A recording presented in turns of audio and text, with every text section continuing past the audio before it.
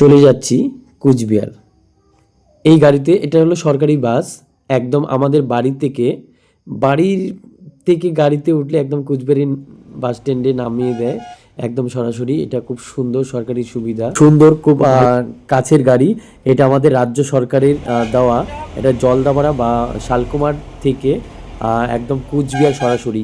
খুব সুন্দর সুবিধা, খুব ভালো ব্যবস্থা মানুষের জন্য। কাজের শেষে খুব খিদা পেয়েছে, কারণ সকালেও খাইনি, কিচ্ছু খাইনি। বাড়ি থেকে একদমই চলে আসছি সকালবেলা কুচবিহারে। সকালের বাসে চলে আসছিলাম, আপনারা দেখেছিলেন বাসে আসছিলাম।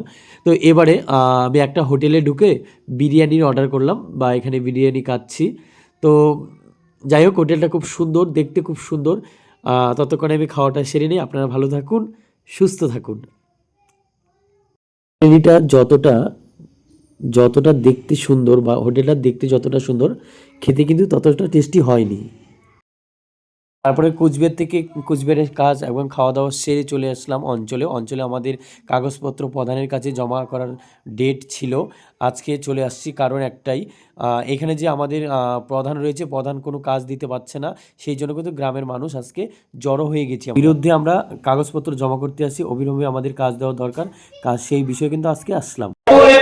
দেখেছিলাম যে গ্রাম পঞ্চায়েত নাকি দূষিত অপবিত্র ছিল, সেই অঞ্চলকে পবিত্র করবার জন্য সেই কীর্তন দল সহ গঙ্গার জল ছিটিয়ে প্রধান আসীনে বসেন।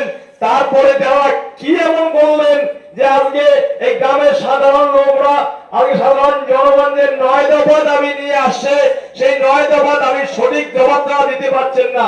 আমাদের মনে হয় এই 9 দফা দাবির মধ্যে মনে হয় প্রত্যেকটাতে ঘটনা রয়েছে, তাই না সঠিক জবাব দিতে পারবে না বলেই তারা এতক্ষণ ধরে গ্রাম পঞ্চায়েত অফিসের ভিতরেই দেরি করছেন, তার বাহানা করছেন, সাধারণ লোককে হয়রানি করছেন। তবে একটা কথা মনে রাখেন, জনগণের রায় কিন্তু সব শেষ কথা।